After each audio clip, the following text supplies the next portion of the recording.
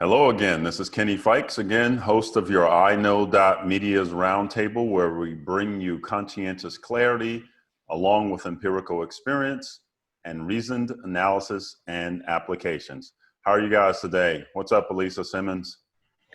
Kenny, I'm doing great today. It's been a good day, so I'm looking forward to tonight. And anybody watching, if you enjoy our conversation, make sure you like or subscribe and leave us a comment to be part of it. Hi, Hi, Jay. everyone. I'm Jay Ellis and excited to be here tonight, getting ready for the whole back to school rush with my children, figuring out what that looks like because we still don't know entirely, but kind of interesting and compelling. And we got a great show for you tonight. Thanks for being here. And Michael, you get to drop your kids off and maybe someone will be there, huh? Yeah, so that's Michael Malowski. I am thoroughly looking forward to the beginning of school.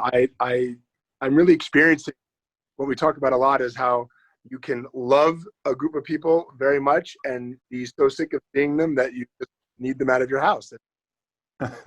Awesome. So today we're going to, for the second show in a row, talk about Senator Kamala Harris. And I want to start with a faux pas that I had on the last show, and when we were all off camera, I was told about it, and so I learned something from that. I was told that when I referenced, although I meant that I really liked Senator Harris because of her laugh, not because of her laugh alone, but anyway, that it was contagious. In my mind, I used the analogy of contagious like a baby's laugh, and I was told that that was kind of perhaps sexist and demeaning, like it had this sort of a misogynistic tone to it. Well, so I learned that that was a bad analogy as a man. And so what I really should have used was a word like charisma, and it's just contagious, like anyone else laughs. So self-correcting on that.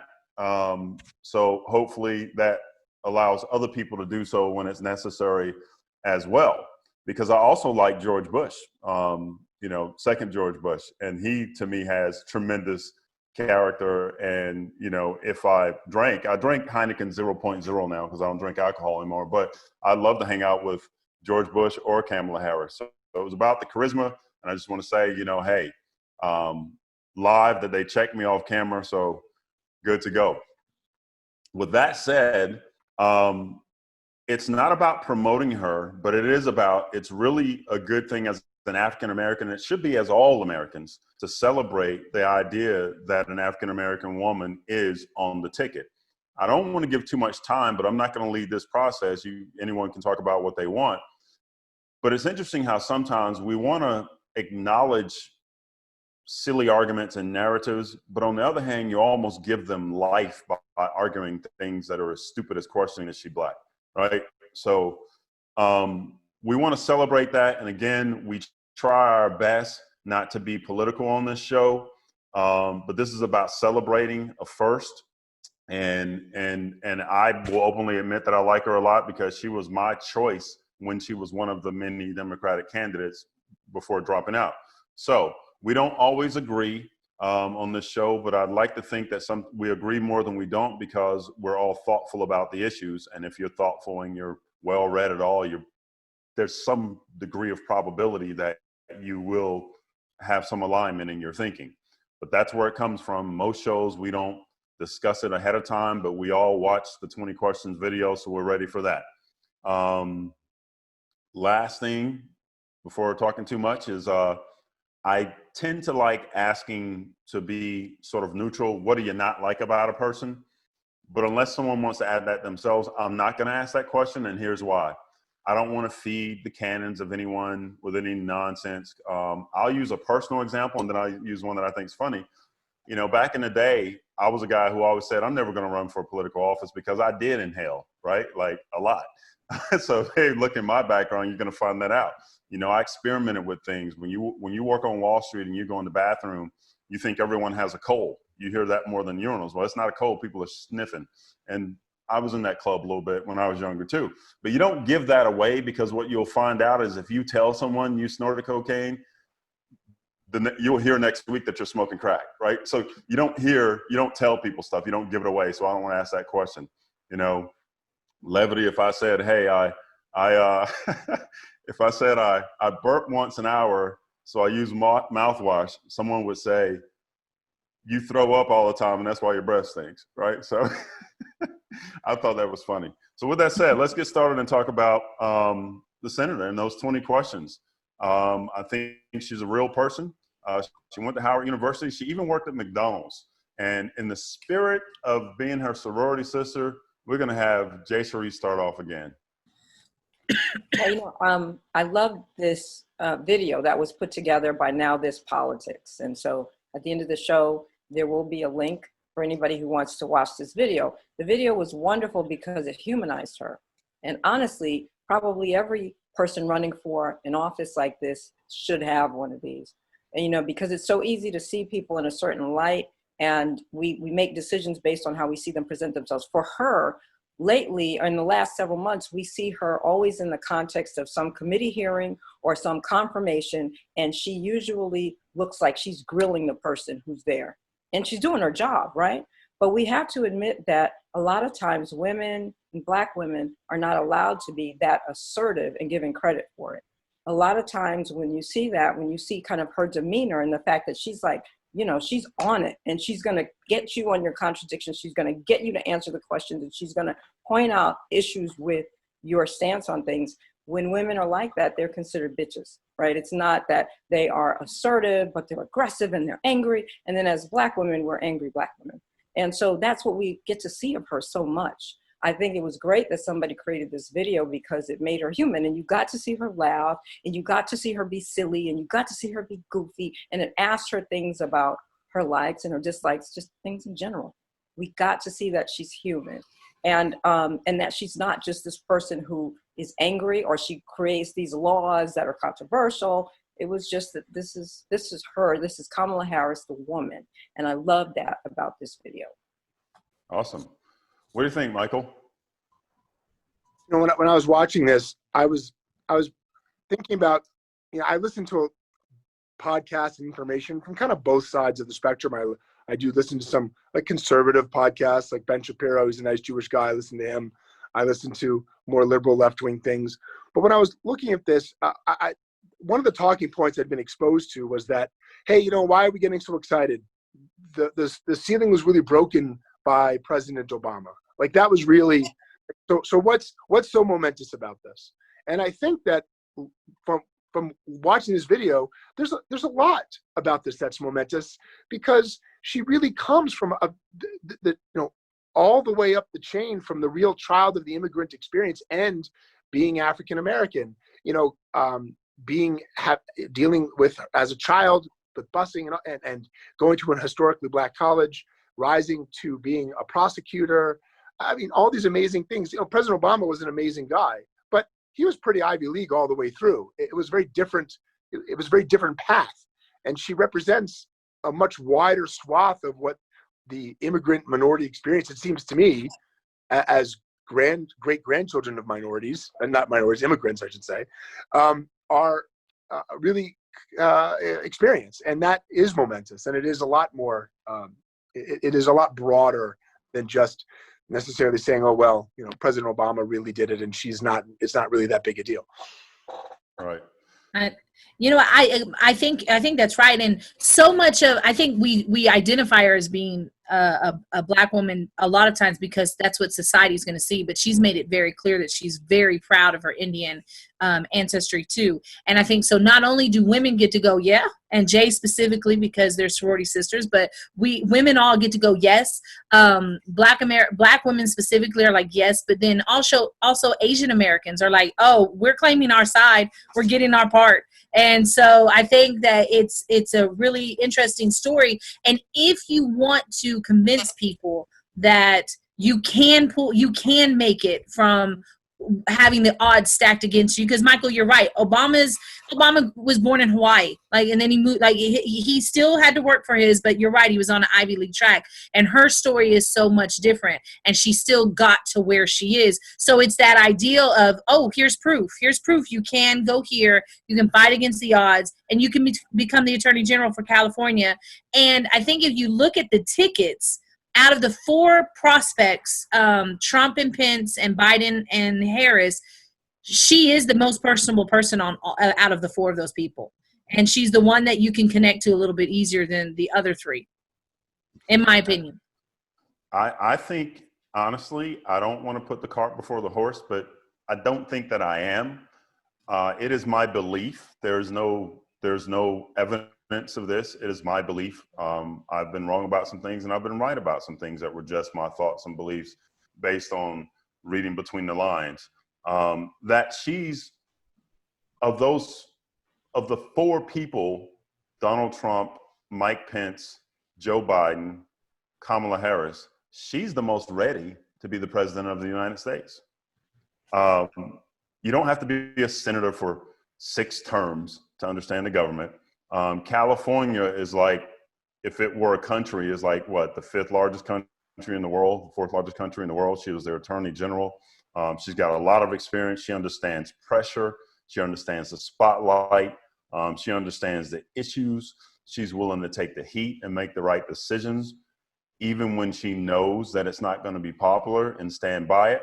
And she's smart and she's funny, which I think having that kind of charisma does some good on the world stage and negotiating across the aisle, albeit in this day and age, it's become so doggone partisan that negotiating across the aisle is difficult. You almost just have to have a majority to get something done. Nevertheless, I think that helps on the world stage. I think it would go a long way to show our allies in the world that this election of Donald J. Trump by the United States citizens was a faux pas, and I didn't mean to go there because that's personal. Yeah. So having said that, I was really just trying to say I think she's the most ready of all four. Jay, what do you got? I mean, I think she's very ready. I mean, I don't want to take anything from Joe Biden, right? Because, I mean, he served on Capitol Hill before he was ever VP. I think it's hard, you know, when you're VP to really show who you are. You're not supposed to shine too brightly because you should not be outshining the commander in chief. So I think he might not have always gotten to really prove himself. But I do think she's terribly ready. I think she's ready in the same way that Hillary Clinton was ready. But you know, the thing that concerns me is that Hillary Clinton was so ready. Like, how could anyone even try to argue that she wasn't the most prepared candidate in this last election? And, you know, she didn't win. And so it scares me because I don't know that Americans all want the most prepared person, right? We have someone in office right now who had no political experience when he was elected. And that didn't matter to a large portion of America. And so it's unfortunate. But I mean, she's ready, and I have no doubt that she could make those hard decisions. And as you pointed out, she has already, knowing that things will be controversial. She has the courage of her convictions. And I think that's one of the most compelling things that we can ask for in a representative, that they're true to who they are, that they're true to their constituents, and that they're not hiding and they're not running and they're not blaming others when things fall apart. And I think in her tenure as district attorney, as attorney general for the state of California, she didn't run. You don't see that she blamed other people when things didn't go as she anticipated. In fact, from what I've seen, it sounds like she'll take responsibility and say, you know what? I was advised by some folks that maybe this was not the path I wanted to go down, but, you know, and things kind of went okay, but we had some problems, but I don't regret my decision. And I love that she owns so much of that. I have great respect for that. That's integrity. And we want that in office. Yeah, and there's a little bit of a precedent set. Well, not a little bit, real precedents. When I tell you guys that I really liked George Bush's charisma and I liked him as a person, I think the Republican base at that time had more confidence in Dick Cheney as an administrator and as a decision maker than they did of George Bush at the top of the ticket. So there's a precedent for that. And I certainly respect Joe Biden for his record and some things he's been through personally, and he's still standing. So my sort of upliftment of Senator Harris is not an affront to Biden. What do you think, Elisa? Or it looks like Michael's ready. Go ahead, Michael. I just wanted, you know, what you guys were talking about, it boiled down to something that, you know, when you run a business, start consuming a lot of leadership type of content like Simon Sinek and Brene Brown, it boils down to being about getting it right than being right. And I think we've really been experiencing a leader who is way more concerned about being right than getting it right. And Kamala Harris, and the truth is, I'm going to be honest, I have not deeply studied her policies. I cannot comment on her position on major topics that I either agree or disagree with. Don't really know anything about that. I suppose closer to the election, I probably will. But but what I've seen is that that's her focus, and that's what leadership really is being focused on getting it right and not necessarily being right. Mm-hmm. We'll come back to you with a few questions about policies and want to know what you think about them. What do you got, Elisa? I think that during that video that we were all referencing, the 20-minute video, there's the moment where I think Jay might be talking about where she talks about her truancy policy in California and why she implemented that. For me personally, I am with Michael and Jay. I understand that there's going to be some things that you try that work or don't work. And even if they do work, because she was saying that her homicide rate went down when she implemented this of that age group, it doesn't make everybody happy. I don't need it to make everybody happy. If you have her explanation for that, made complete sense. It's like, oh, you tried it. Hey, go for it.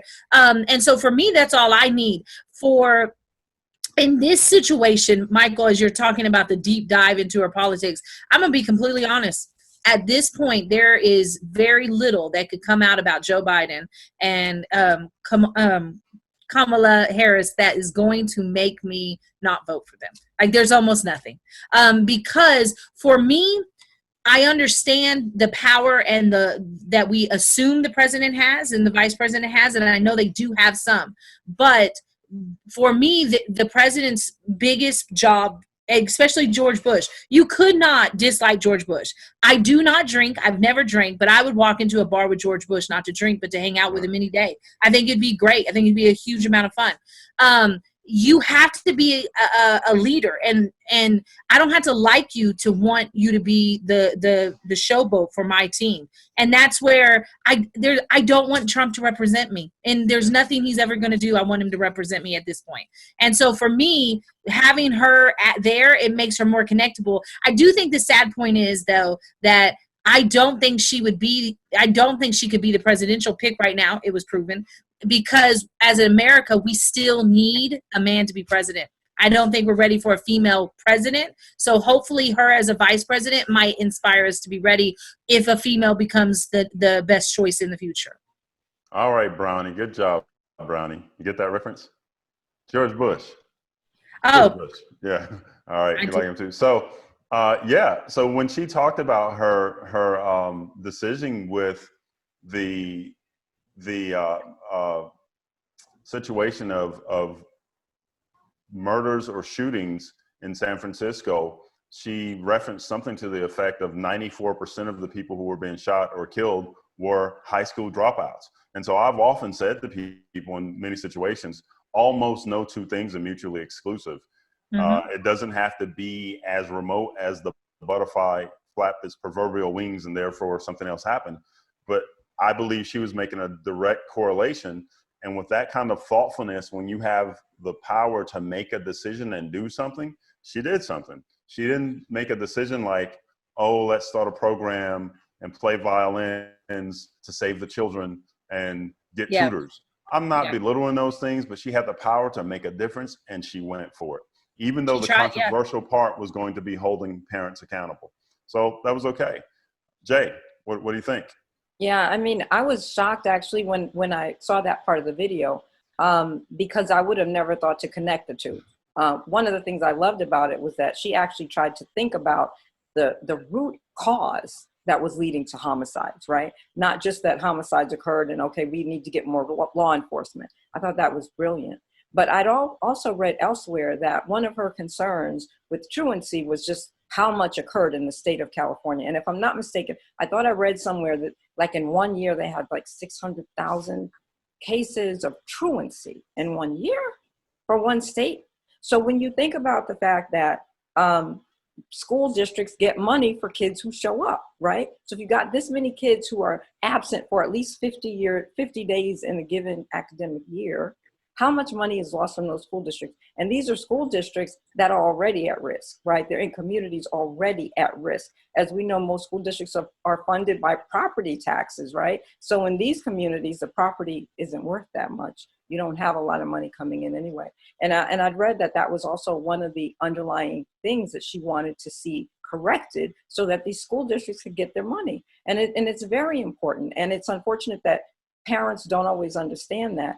But I thought that that was another compelling reason. Because I'll be honest with you, when I first heard about this, the policy that she'd implemented several months back before she even ran, and it talked about parents being jailed because their kids were engaged in truancy, I kind of thought that was a little much, because I was like, wow, you're going to have these single parents who already don't have money and might be losing jobs when they go to jail. And, you know, you have this kind of trickle down effect. But when I got a chance to read her rationale behind this policy, I can't help but support it and think that it is actually brilliant. And obviously she made a difference with some things. And maybe we do need to look to parents and say, you've got to be more accountable. And it means that you can't wait till your kid's in high school to start saying you got to go to school. This has to start early. And on anybody want to weigh in on that particular topic before I talk about another one? You know what, for me, that topic, because talking about being bipartisan, to me, the ideal of the flutes, the violin lessons and the music studios and keep kids engaged in school, to me, that's stereotypically a Democratic idea. On the other hand, finding the parents is most people would assume that that was a Republican idea. And so it's kind of interesting to me that people are like, no, she's so hardcore left, she's an extremist. And it's like, that policy comes across extremely Republican for most voters. So I think it's something to think about when are you really just being part of the team, or are you looking at what they've done, and does that identify with you? Well, hey, I'll tell you, Bill Clinton is the most popular, loved Republican ever by black folks, even though he was a Democrat. I'd argue that his policy was pretty much lightweight Republican all day long, moderately. But because he was comfortable with black people and he sat in the pews of churches and he played the saxophone, they were like, ooh, he's yeah. So anyway, Michael, what do you think? Anything on that subject? I just wanted to briefly comment on what Jay said, because I also, as a pediatrician, someone who's embroiled in family issues all the time, was uncomfortable with the idea of punishing parents like this, because of the same things that Jay pointed out beautifully, that you're punishing people who are already at risk, and a lot of the times they may not have control over the situation. Now you're jailing them and making the situation worse. But whether or not you agree with the nuts and bolts of the policy, to me, it stands out in the sense that she was willing to do something that didn't have a huge precedent. It wasn't like you could find lots of studies around the country. She knew she had to make some intervention at the family level, and knew it wasn't going to be completely popular, and she was still willing to do it and take responsibility for it. So whether or not you agree with the actual nuts and bolts of the policy, I think that says an enormous amount about the type of leadership that we're talking about. And sometimes we just know it. Dare I refer back to Public Enemy and Flavor Flav again. Flavor Flav said 911 is a joke, and he didn't need any study to know that call a cab because a cab will come quicker, right? He didn't need a study for that. So on the other side of this thing with the law, it's sort of like tough love, but I really am trying to fix something. It's not about being tough on crime like so many DAs run. It's about I want to do something right, because she's also a big proponent of criminal justice reform. So if anything's ever been rolled out and marketed wrong, it's the defund police moniker. That's not what it's about. It's about criminal justice reform, and that's a big thing for her. Are we back to Jay? Want to talk about that a little bit? Well, you know, I don't know that her position has been to defund police. I saw some words about that. Maybe it was even in this video. I don't recall her saying that police needed to be defunded. Let me interject real quick. What I'm saying is, I think criminal justice reform is all about things that are misrepresented by the moniker defund police. Right. It really doesn't mean defund police. It means a comprehensive approach. Go ahead. Yes. Well, I mean, I think that her commitment to criminal justice reform is remarkable. I think that, in fact, even though she tends to have some what we would consider conservative policies, and like Elisa pointed out, things that would be closely aligned with Republican thinking, she obviously feels deeply committed to people who get caught up in the criminal justice system. And she realizes that the system is unfair towards them. And she's not saying that they shouldn't be held accountable, but what she has implemented in her policies is that they have a fair chance, a fighting chance when they leave the incarceration. And I think that it's wonderful that she's been committed to that and stayed committed to that, because, you know, that's not always what people want to see. I think the public often wants to see people be punished for their crimes. So once you're in prison or in jail, we've forgotten about you. You got punished, we're all happy, we're moving on. But she's basically saying that these people deserve to be able to come out and have a life. We need to give them opportunities to be successful. And when that happens, that's a success, not just for them, but for the communities as well. Because if we allow someone to leave prison or leave jail without appropriate supports, chances are they're going to end up right back there, and chances are there are going to be some victims in their wake. So I totally appreciate her attitude about this. What you got, Elisa? I think this is one of those that her stance on criminal reform and criminal justice is also what, if you're not picking a team, if you're being an independent thinker and you're not picking a team, it's hard for me to understand why you don't think that her stance on that is very Republican-like. Because, and what's really funny is that's what, when the Republicans so far are making these ads to go against her, that's what they're pointing at, is look at what she's wants to do to black men. And it's like, well, wait, you're saying that that's not really an issue. You say there is no systematic issues with the prison and black men, but yet you're pointing it out when it comes to her. And that's where it's like, wait, as American citizens, you need to go through and pay attention and say, you can't make this argument with your side, because that's not your side's argument, but you want to use it against the people you think are going to vote for her. Kenny, if you don't mind me asking, because you're the one that was real comfortable saying that she was your presidential pick. Why was she your presidential pick? Well, for some of the reasons you heard me say at the top of the show about being prepared, but also I like her balance. Balance is a very important thing to me. So she's tough on crime, which that narrative you're talking about that Republicans are pushing. I'm not saying tough on crime is an issue for me, but the point is she makes hard decisions, but she's also sensitive to the fact that she talks about, she doesn't know a black man or a cousin or a friend or a colleague that hasn't been affected by racial profiling. She talks about criminal justice reform. She joined a black sorority. She went to a HBCU. She has a white husband, right? She's a balanced person. I think she looks at the facts. She uses her heart. She uses her mind. She's tough when she's got to be tough, and she's funny when she's got to be funny. I said at the top of the show this wasn't going to be an ad for Kamala Harris for all of us, but I mean that was my choice way back when. Yeah, that's why I wanted to ask you, because you were comfortable saying it was your original choice. So and she's smart. She's smart, and that's important. Yeah. So, Michael, question to you. Just your personal opinion. You know, we do that here, right? What do you think about in terms of an issue like the Dreamers and DACA, that issue, the Dreamers, DACA. Well, let's say that issue. I haven't thought too much in terms of Kamala Harris and Dreamers and DACA. The one topic I have been exposed to more, and I've had a lot more chance to think about, is I've been exposed to a group called the Innocence Project. And I encourage people, if you want to learn about how the criminal justice system in this country is systematically sick and rotting and slanted against the most underprivileged of us, is go to their website and read what they do. And reading more about what they do and being exposed also you could even find something more popular. The podcast Serial spends a whole year in the Cleveland justice system and talks about a lot of the same things.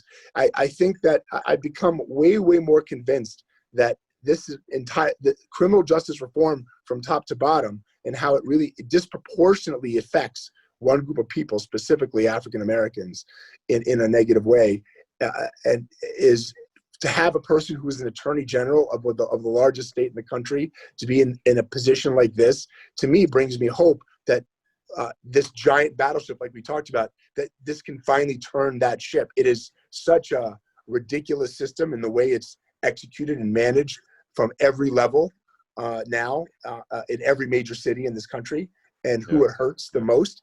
And so in terms of the one area where I felt like, hey, here's one thing that this person could be uniquely in a position to address, is that. Yeah. And here's the other thing. I think she's fair.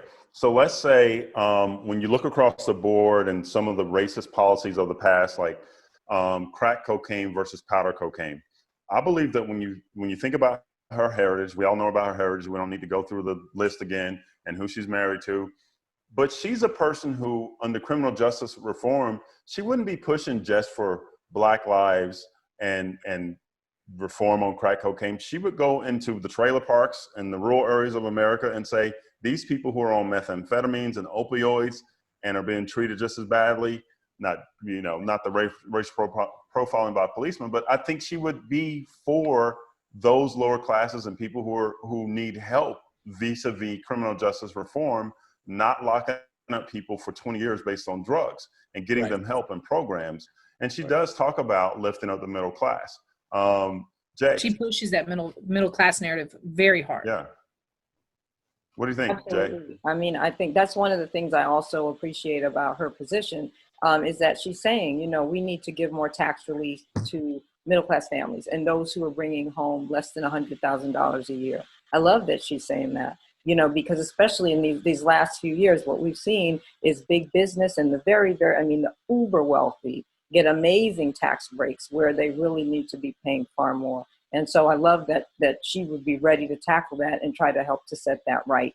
In terms of DACA and Dreamers, I love her position on that. I mean, my personal feeling about immigration in this country is, one, our country was built on the notion of bringing people from all over the world together to make the country great. That's part of what made America great.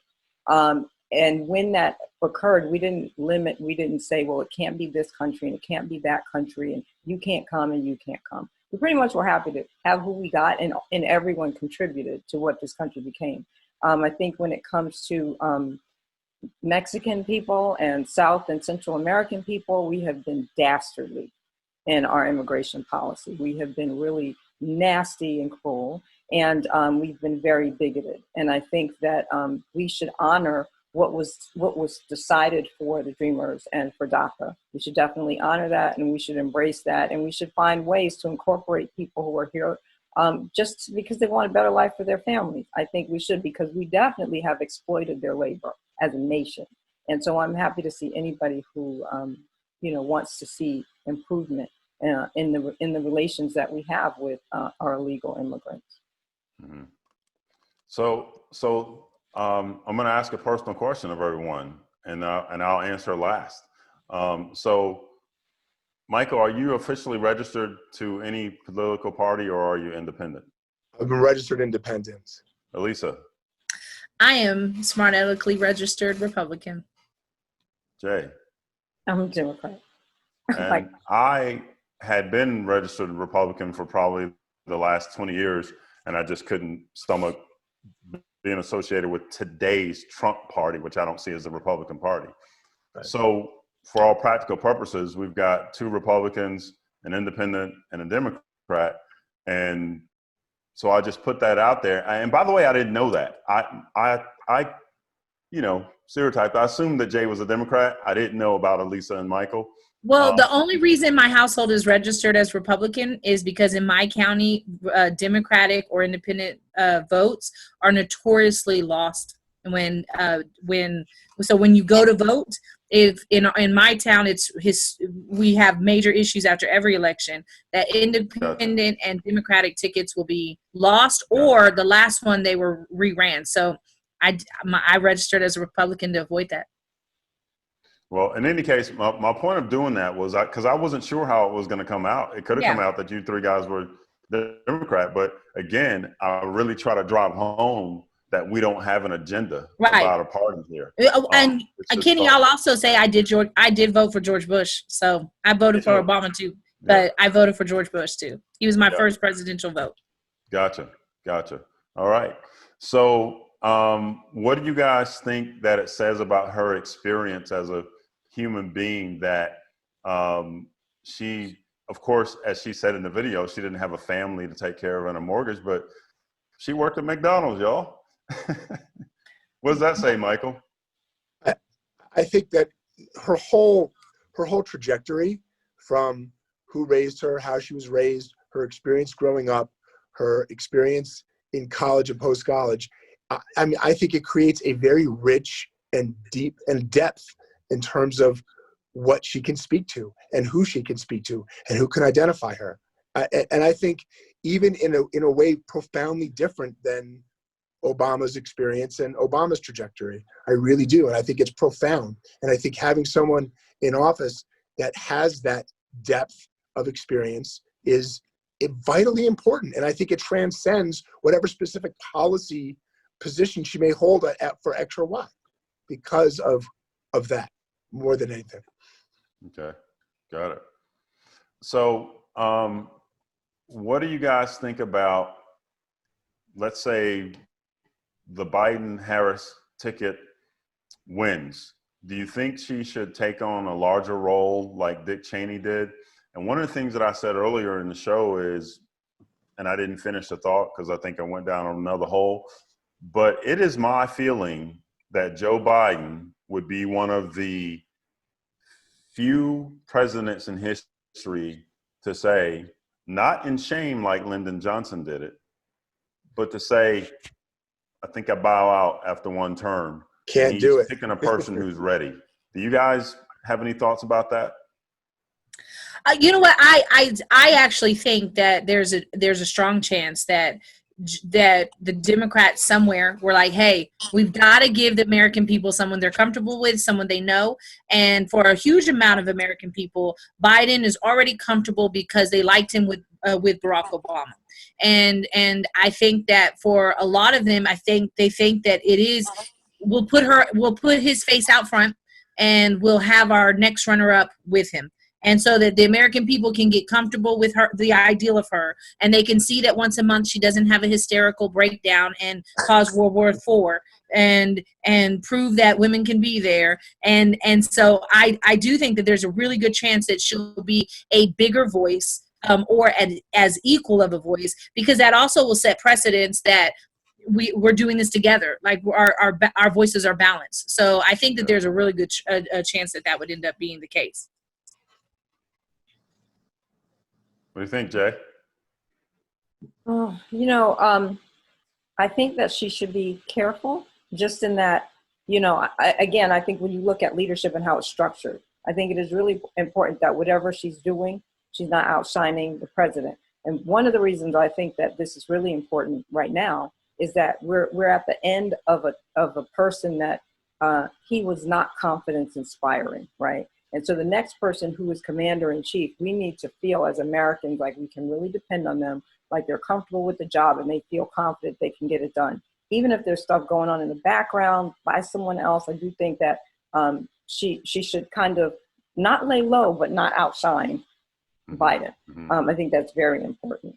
And again, I've said this before, but I can't help but think, I really feel sorry for anyone who inherits this White House at this point in time. I do not want to see Trump remain. I think we need his administration out, but my God, it is going to be such a mess. And my fear is that the team itself will look almost impotent because there are so many things that need to be addressed and corrected. And if that isn't done within the space of these next 4 years, I think it will be easy for it to look as if they've done nothing. But they have a tremendous uphill battle to fight. And I hope that at the end of 4 years, America is not so fickle that it's like, well, you guys didn't do your job, you can't do anything anyway, we're going to vote for the next Republican candidate. I'm afraid that could happen. We're going to need more than 4 years to get this all back into order. You know what, Jay, I agree with you, but I think if anybody has a track record that can prove that he can participate in the office that does do at least for what the public would receive as recovery, it's Joe Biden. Because at the end of George Bush's presidential run, America had decided he would go down as the worst Republican they did not know, as the worst Republican president in history. Like, everyone hated him. It was, well, not people who liked him did it, but everybody else hated him. And Kanye went out there and was like, he doesn't like black people. Like, everybody was anti George Bush. And Biden was part of Obama's ticket, and they had to go through and rebrand the whole thing, and also make a lot of corrections or get some things that needed to be back on track. So I think he has that in his history, that he could possibly be the participant that would help us do that. Gotcha. Hey, Michael, have you seen anything about what Donald Trump has been saying about Kamala Harris, or denying or unwilling to say? For example, they asked him a question about her heritage and if she's truly qualified citizenship-wise to be, a United States president. You have any thoughts about that? Have you heard anything about that? Well, I mean, Trump did, once again, putting his foot in his mouth and proving to himself to be a colossal asshole, to float it out there, which is completely unsubstantiated, completely complete crap. He said it publicly, and of course what he does is he goes, well, I've heard people say, and there are those that tell me, and then he says it, just like when he retweets garbage and then doesn't take responsibility for it. He does this, and he did the same thing with, I'm not speaking out of turn even to those who are Republicans to say that the entire Obama birther thing was nothing but a load of horseshit from day one, and he was right out in front, absolutely banging that drum too. So all it is him grasping at more of his base that's willing to believe anything that comes out of his mouth. On a lighter note, let's see, who do I want to ask this question? I think I'm going to ask Elisa. Tell us what Senator Harris's favorite curse word is, and what does that say to you? And like how does she describe it? She describes it as very comfortable and not formal to me, with the ER hard on it. It's so much more, it's like it was an accident, like you read it off a piece of paper. But when you say it with that relaxed tone at the end, it's like, oh no, you like. What's the beginning of it? What's the word? Was it, are we saying it? Wasn't it motherfucker? Okay, no, you're not saying it. Jay, do you remember how she described it? Go ahead. Said, and I don't remember if they asked her favorite curse word. Maybe that was the question. But she said it starts with an M and it ends with an Specifically, she said yes. There is no ER on the end of that word. No. And I think because of that, it's so much more, I feel like people voted for Donald Trump. The people who voted for Donald Trump felt like they could probably sit down and have dinner. He would never have dinner with them, but that they could sit down and have dinner with them, and he wouldn't make them feel stupid at the table. I think Obama, you have this ideal that if you sit down with Obama, that you'd be like, oh my God, you are so smart, because he just delivered so smartly. And she delivers smart, but she also delivers normal. Like, it's not like she's going above and beyond. She's not using SAT words nonstop, and even her curse words are relaxed. And if you use it with an at the end, you say that enough. Like, you say it comfortably. And anybody who can admit that they curse and can curse well, I have a little bit more respect for. Yeah. And I'm just impressed that she didn't call anyone that during any of those confirmation hearings. Well, it would be great if she did. No. Yeah, she just looked into Kavanaugh's face and said, you know my favorite curse word, right? Yeah. So, well, hey, I guess you wouldn't feel stupid having dinner with a man who likes to say bigly. The supporters I know, or Yosemite. The supporters I know say that he was saying big league, like Did big he say league, Yosemite, like Michael? Yes, he was. Yes. Oh, you guys on yes, a full press conference, he was reading off a whole thing about the national parks. It was a 4th of July speech. Okay. Yeah. No, wasn't it after that? No, it was after that. It was after that. Okay. He was doing a whole thing on national park spaces, and he was going about who could forget the majesties of the sequoia in Yosemite, Yosemite. It was hilarious in a horrendous way. So we're going to wrap up at about 50 minutes here. I think we're coming up at about 50. I wasn't timing it, but I'll see the clock, because at the end we're posting that video of this show, which is about 9 minutes. But one thing she did say, which is indicative of a lot of the things that all four of us have said today in terms of her thoughtfulness, right or wrong, good or bad, and that means results of action. She's going to be thoughtful because her thought was, this is a quote from her in that 20 questions video, we will all rise or fall together. She said that. That's unifying.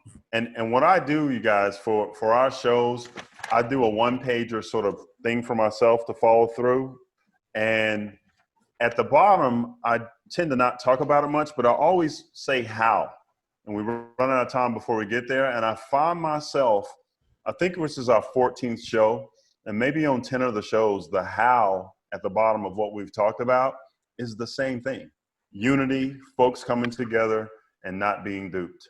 Yep. That's kind of the how in a nutshell. So wrapping this show up and going into the video clip, anyone have anything else to add? Vote. Register now. Go and vote. Vote and vote and vote. If you need a ride, find a ride, but vote. That's right, Michael. If you have to hold your nose, you got to vote for someone. Yeah, Michael. I we're learned my coming at lesson. you. I learned my lesson. I feel I bad. better see I'm the owning it. sticker. I want the owning sticker. my- I voted. I'm owning my lapse and Okay. vowed to And I'm not just do going to it again. remind you, okay? You have some Jewish brothers and sisters, but significant number of Jewish brothers who went down to Mississippi and Alabama in the 50s and 60s and marched with black people, and some of them were killed for the right to vote. Correct. Literally. Correct. Yeah. So go vote. Amen. Got anything, Jay? No, I mean, it's been a great show. I think what I would like to echo is what you just explained and she talked about in terms of finding commonalities. And she said something that I think is so basic, but I think we forget sometimes. At the end of the day, we all want the same things. You know, we want to be safe and healthy. We want our loved ones to be safe and healthy. We want economic security, and we want to be able to enjoy our lives. And everybody wants that. It doesn't matter what country you come from, what race, which ethnicity or faith. Those are uniting things, unifying things. And I think that she believes that. And I think because she believes that, she has great ability to help to unite a very fractured country. Right. Amen. So, you know, I that experience for me is crystallized in one thing. A few years ago, we're not big Disney people, but I took my kids to Disneyland a few years ago. And as a pediatrician and a middle-aged person, when I walked around Disneyland, we're standing in line next to people in burqas, next to black folks, next to all kinds of like major flannel tattoo wearing white people from lots of different places, every shade of brown, speaking 17 different languages, standing in line for Star Tours because we were in that line for 2 hours. And what struck me was everyone was there for one reason. No one cared about anything else. They all wanted their kids to have a good day and a fun time. That was it. There was no other agenda, and no one saw any other reason to be there. And so that, to me, was a beautiful metaphor for what we are. Every day, we should see things like that experience at a day at Disneyland. Although it should cost less than $117. That's right. We've all sat through movies with our children that we didn't want to be in. That's right. Exactly. And watched one video over and over and over again. All right, folks. Been a good show. Time for the video clip. Please subscribe to our channel on YouTube. Thank you. See you next time. Bye. See you guys. Good night. It starts with an M and it ends with a.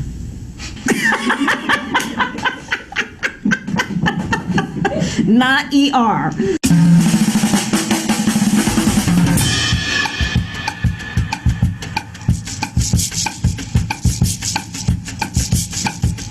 When I was a tour guide at the Bureau of Engraving and Printing, Ozzie Davis and Ruby Dee walked in, and oh my God, I could barely speak. Whatever you do, don't panic. Whatever you do, don't panic. And then most recently, I actually met Mark Hamill. And being a Star Wars fan, I became a little giddy when I met him. It was behind the scene I was on the Colbert Show. Yeah, that was neat. He said that maybe the Force could be with me. He did. Alpha Kappa Alpha Sorority Incorporated is the oldest black sorority in the United States, and I'm a member. So my first paying job, I don't remember if my mother paid me. I think she did, and it was to clean pipettes in her lab. I was awful, and she fired me. I also worked at McDonald's, but as I said, when I was with the striking McDonald's workers and marching with them in solidarity, I was a student, and I was not required to pay the rent and put food on the table and sustain a family on those wages, but a large number of McDonald's workers today are exactly that, and they should be paid fair wages so that they can be able to sustain their families. It's more about evolved. I definitely believe that we should legalize marijuana. There was a time when I was more advocating medical marijuana, but I believe we just need to legalize it, period. My whole life. I remember the neighbors' kids who we played with, and one day, checked on, can you come out and play? No. Our parents said, we can't play with you because you're black.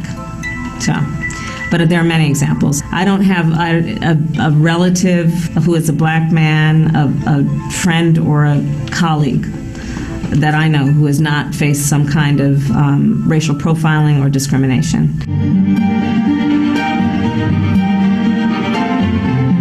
Well, I've always been who I am, so I think the challenge is to help other people understand what that means. But for me, it was growing up with a lot of cultural pride. It was about growing up and learning about the commonalities among people, regardless of where they were born or what languages spoke by their grandparents or how their last names are spelled. And that guides me through today, especially when we now have such powerful forces in our country that are trying to sow hate and division among us. When you really understand people, you know that most of our urges, most of our desires for ourselves and our families are universal in nature.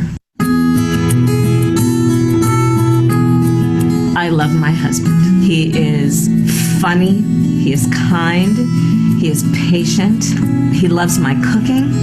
He's just a really great guy. It would be lifting up middle class and working families. I am proposing what would be the most significant middle class tax cut that this country has seen in generations. And it would lift up families who are making less than $100,000 a year by giving them a tax credit of up to $6,000 a year that they can collect up to $500 a month, which will be all the difference between those families being able to get through the end of the month with dignity or not. In our country today, almost half of American families are a $400 unexpected expense away from complete upheaval. And for too long in our country, the policies have been written in a way that have favored the top 1% and the rich and not favored working families and middle-class families. And my policy would lift up 1 in 2 American families, 3 in 4 American children, 60% of black households, and it is, I think, long overdue that we focus on lifting families up and giving them the support they deserve. I am a front seat, back seat driver. I'm awful. I have ideas about what the shortcuts are. I have the idea about where we should park. So I am a front seat, back seat driver.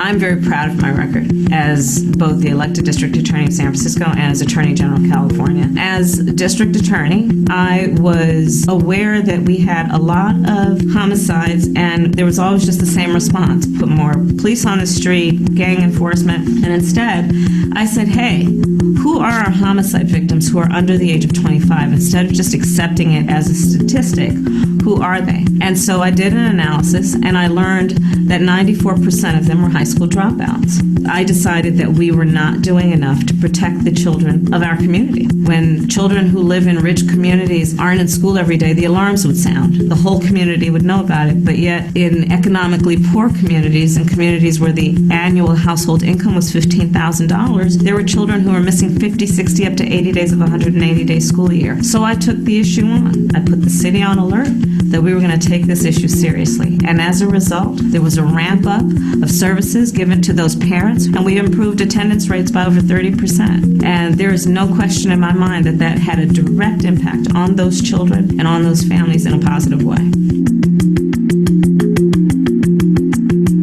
my truancy initiative because they said you're going to take political heat for it because nobody's going to understand why you're doing it. And they might have been right, but I don't regret it. I have read the Mueller report, and we are looking at very clearly 10, one could argue 11 cases of obstruction of justice, and we need to take him seriously when he tells us that there were indictable offenses, but there was a memo from the Office of Legal Counsel that prevented that from happening. I believe he and the law have shifted now the responsibility to the United States Congress.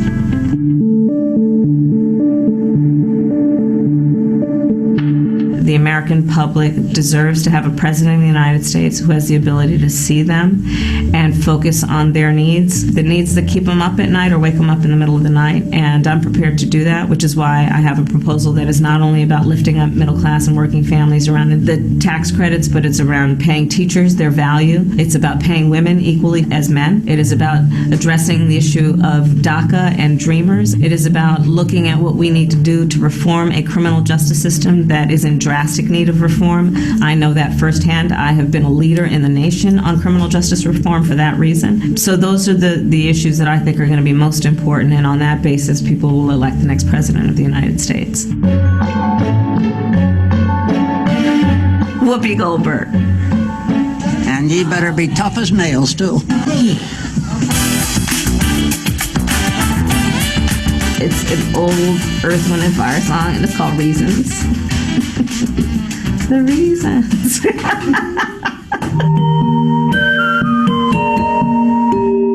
Not enough, not nearly. My New York Times cooking app. What in your career have you done that has directly impacted people in real time?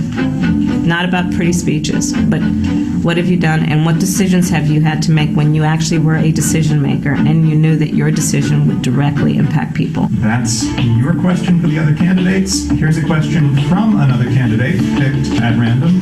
Congressman Moulton asks, how will you bring the country together? I will bring the country together based on my deeply held belief that we all have so much more in common than what separates us. Based on my deeply held belief that the thing that wakes people up at 3 o'clock in the morning is usually one of just a very few things, regardless of their age, regardless of their race, but regardless of where they live or their zip code. It's about their personal health, the health of their children or their parents.